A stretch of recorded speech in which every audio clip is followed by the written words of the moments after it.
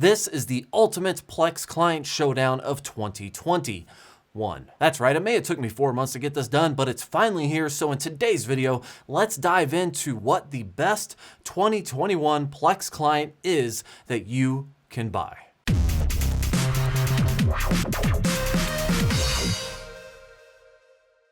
Before I jump into this video, I do want to say that if you do use a VPN service and you haven't tried private internet access, my discount codes, just like everybody else's on the internet, will give you a discount. The difference here is that my links does support my channel. I greatly appreciate it. You get a 30-day money-back guarantee, and I can tell you from personal experience, it's actually pretty quick and super usable if you're trying to use, certain softwares with Unraid. Not that I know anything about that, I'm just saying it works. What's up YouTube, Jason here with Byte My Bits, and in today's video, I'm going to be touching base on some of the most popular Plex clients out there available today. Now, these clients are as of March 2021, and a little heads up, I'm not covering every single client out there. I just basically picked some of the best ones that were available, and here we are. So the Plex Client 2021 Showdown is officially here, and it is all powered off of this Simply NUC server. Now, yes, Simply NUC did send this to me for free for a previous video, but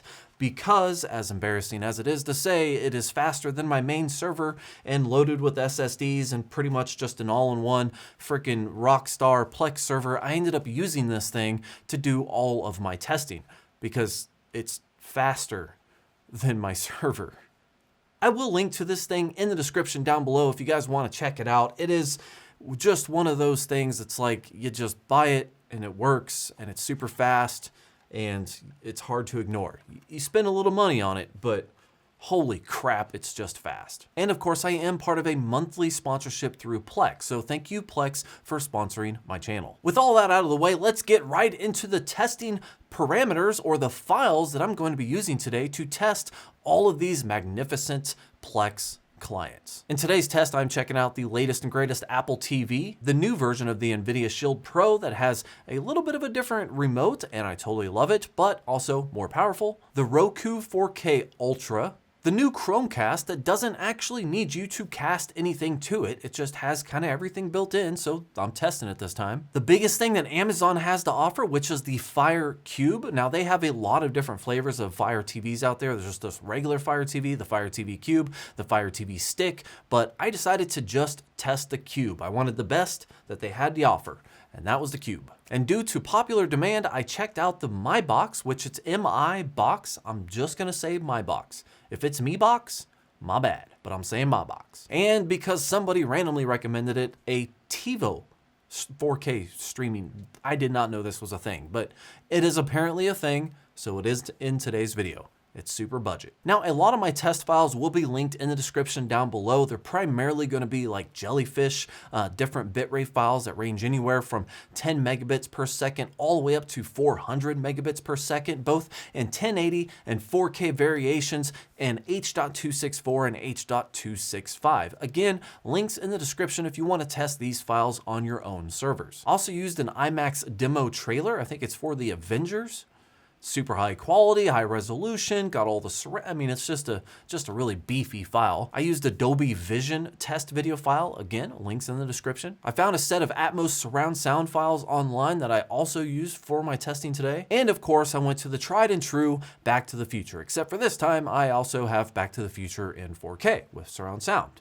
And all that neat stuff. Now, a lot of the scoring that I'm doing today is going to be based off performance of just the Plex portion of these clients. I'm not testing every single aspect of each client. I'm only testing the Plex app within the clients. Aside from the remote, but that's because remote. And because I am testing the performance, yes, a bulk of the score will come from the performance results. Basically saying I am testing 7 different devices today, so whatever test that I run, the top end gets 7 points. The bottom end gets 1 point. So if a device comes in second place, it gets 6 points. If it comes in third place, it gets 5 points. I think you see where I'm going here. I also did some compatibility tests with the jellyfish files, some audio files, and some, additional features features that will add a few more points in the long run. So with all that out of the way, let's jump right into the first test, which is starting the Plex app and how fast is it? Now this was my first test and honestly a complete surprise because the TiVo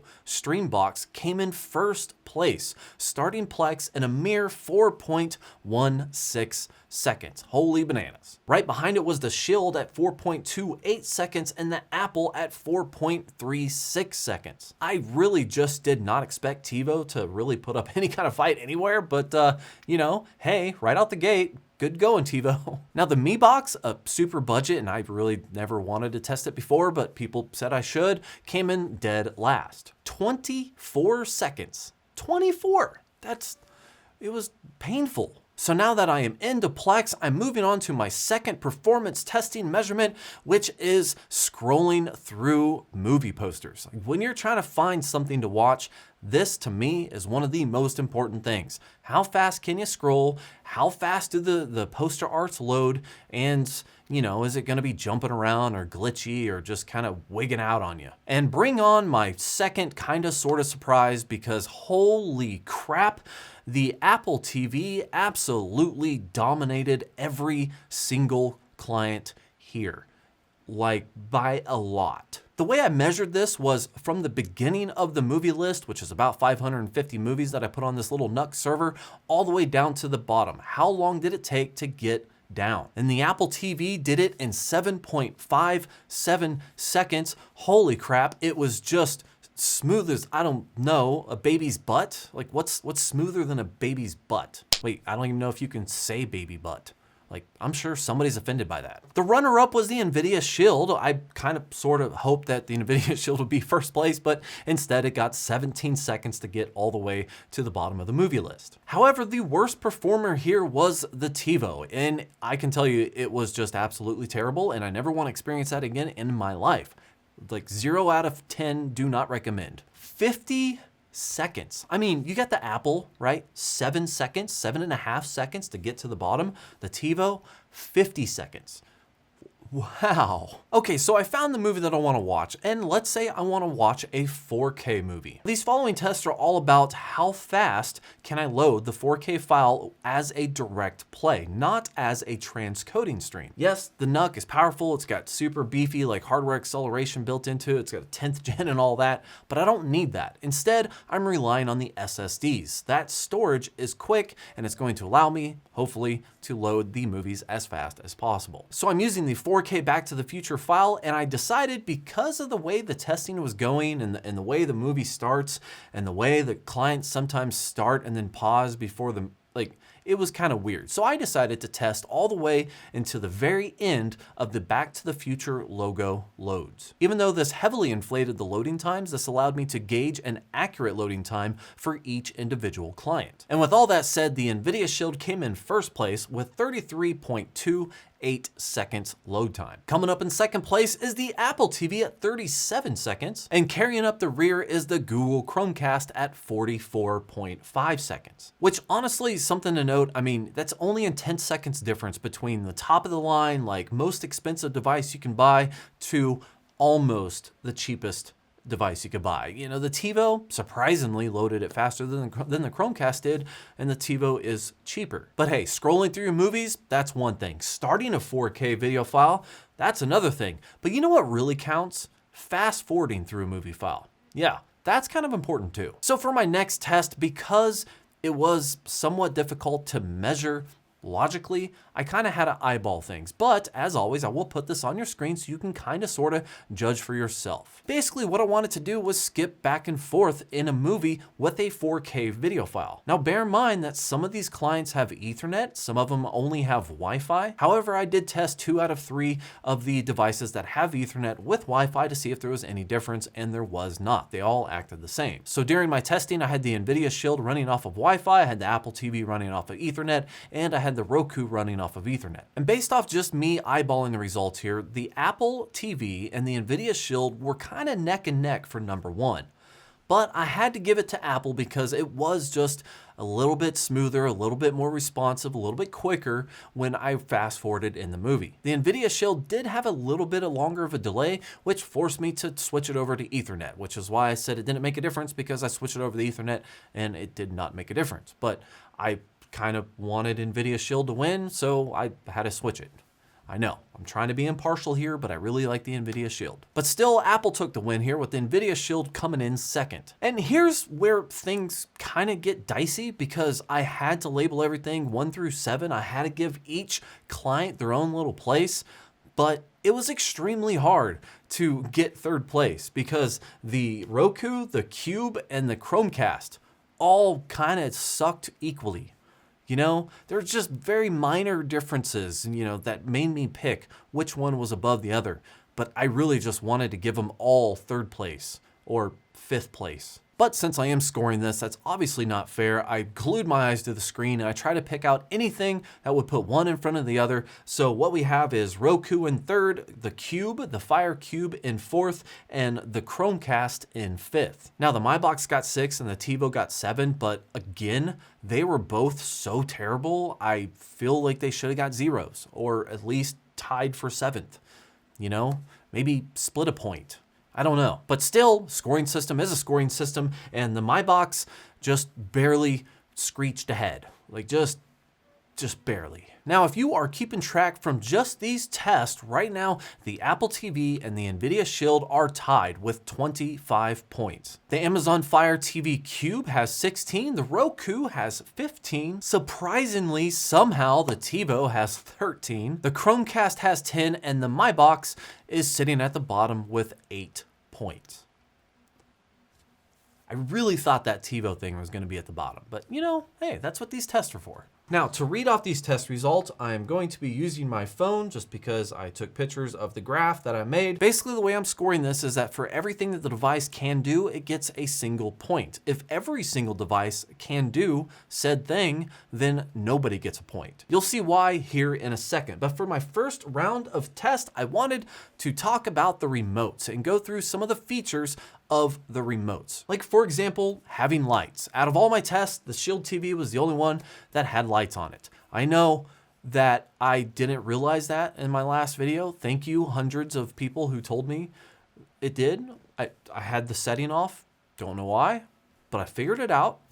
A little slow, but I got it. Another feature is find your remote. So just in case you lose it, you can always go to your client itself and basically ping your remote, and then it would help you find it, which I thought was a very cool feature and definitely deserved a point. Now, all the remotes had volume control. All the remotes could fast forward or rewind with a single button, even though the Apple does it in a weird way. I'm not going to go there yet. And a mute button is another example. Not all of them had a mute button. You might have a play and pause, but you don't have a mute. Or voice control. It sucks when you're typing on the little keyboard trying to type something in. It's way better to be able to hold down or push a button and give your voice and actually have it dictated correctly. So not all of them got a point for that, but most of them did. One thing that I did find was unique is that every single device in one way or another had an option to be controlled with a phone app. Yes, some are Android, Apple, etc., but you have options for all of them, which I thought was kind of cool. So the Shield TV and the Roku Ultra both pulled in 5 additional points for the features that their remotes have. So the next set of testing here is actually direct play compatibility. So what I did is that with each device, I forced direct play and I tried the Jellyfish files along with the Back to the Future 4K file and a Dolby Vision file and the IMAX trailer. Basically, I wanted to see which devices could direct play and were not forced to transcode the video. Now, with all of the 1080p Jellyfish files and the Back to the Future 4K video file, every single client was able to direct play it without any problems. It's when I got into the Dolby Vision, the IMAX trailer, and the super high bitrate, kind of ridiculous bitrate 4K video files where we started to see a little bit of difference. Now the Shield Pro was able to bring in a couple points here because it somehow magically played the 200 megabit per second video file, but really aside from that, mostly people just got points for the Vision file. That's really it. The Apple TV almost got a crap ton of points for direct playing those Jellyfish files because technically speaking, it direct played almost all of the Jellyfish. I mean, we're talking like 100 200, 300, 400 megabits per second. It was playing all of those files directly without transcoding. The problem is that they weren't always playing. It was like a slideshow. So I didn't count it as, actually playing those files. This was on Ethernet. There was no way for me to increase the speed to the server or anything like that. It's just kind of choked, but it did try to direct play it. So that's interesting. So next on my list of things that I wanted to try is audio. Because audio is such a big deal, I really wanted to touch base on this with a few different test files. Now there's the old set of test files, things like DTS, HD, MA 7.1, 5.1, PCM 7.1, but I also added some Atmos testing files that goes 5.1, 7.1, 9.1. Didn't actually test the 9.1, but you get where I'm going. I tested the true 7.1, and because the Shield supports literally everything and is the only one that has true pass-through to your receiver, it got all the points. The TiVo, surprisingly, got the second amount of points, 4. It's crazy. I was a little surprised by this, but there's a big difference between what a device can handle and what a program can handle. To give an example with some of the Android boxes, you could install Kodi and then install the Plex plugin and actually get more audio support. Even if the hardware itself is physically capable of handling some of these, it's just really up to the app. And in this case, the Plex app just wasn't able to hit on all cylinders on all clients. But hey, Shield TV handles all the things, does all the stuffs. It's just, hands down, like your home theater friend. That's the truth. It is your home theater friend. And the last thing that I wanted to cover in my test are just a few extras, things that people have asked me about before, and that is things like subtitles. Now, the only client here that forced me to burn in subtitles was the Roku. I tried, I don't know why, for some reason, the Roku just forced burning subtitles. It would not handle them natively. But everything else was able to load the subtitles and not put any additional stress on the server aside from just providing those subtitles. The next point is literally just for the Shield because it has AI upscaling. I did not test it. It's just a feature that makes everything just a little bit better. I didn't compare side by side. It's just a feature they have. It's a feature that people use and people requested me to talk about. So I might talk about that in like a different video, maybe not, but it's a feature, so it gets a point. And lastly, because it is important and because not all devices have it, an Ethernet port. The Shield has it, the Roku has it, and the Apple TV has it. I thought it was important to give each one of those clients a point because it's still a feature. It's a very useful feature. I love Ethernet, so there we go. With all those tests out of the way, we finally have our 2021 Plex Client Showdown winners. Or let's start with the losers, which is the My Box, which got a total of 9 points. Really just kind of swing and miss there. The Chromecast only got 13 points, so it came in second to last. Again, like performance was okay, but just not a lot of extra features and just kind of rough, The TiVo somehow surprisingly came in third from last with 19 points. Very surprising. It almost caught up with the FireCube, which only had 20 points. It's really more sad for the FireCube than happy for the TiVo. Now the Roku 4K Ultra came in third place with 24 points, following the Apple TV 4K with 27 points. And of course, you've already probably guessed, the first place winner by a large margin because of all the things it supports and pretty much audio, the NVIDIA Shield Pro. 37 points, dominating so many different factors, but losing terribly when it comes through scrolling through movie art. I'm still blown away by that. Like seriously, holy crap. Don't tell me you didn't see this coming. I mean, the NVIDIA Shield handles so much audio, it's crazy. If you are an enthusiast, you want to watch and get the most out of your video files, you want the HDR, you want the compatibility, you want the surround sound, yes, it's $200, but it's worth it. This is the ultimate experience. You could save yourself 20 bucks and get an Apple TV if you want, maybe a HomeKit hub at home, which is literally what mine is going to do for the rest of its life because I never want to use that thing again because I absolutely hate the remote. I wish it was here so I could smash it. But moving forward for me, the NVIDIA Shield is going to be my primary client. If you want to check this out, check out the links in the description down below. And last but not least, since I'm bouncing all over the place, the Netflix button on this, I downloaded the remapper. I figured it out. It It wasn't that hard. Everyone in the comments said you could do the button remap. I want to get like a little black sticker, like a Plex sticker for this, and just put Plex on it because I remapped it to Plex. So that's cool. Really happy about that. Now that this thing lights up, I can find it with this if I lose it, and I can easily hit the Plex button. This is just hands down, this is it. This is me for the next 10 years. Well, guys, as always, if you have any questions, comments, or want to let me know everything that I did wrong, make sure to leave it in the comments down below. I definitely appreciate you guys watching. Like and subscribe, and have yourself a great day.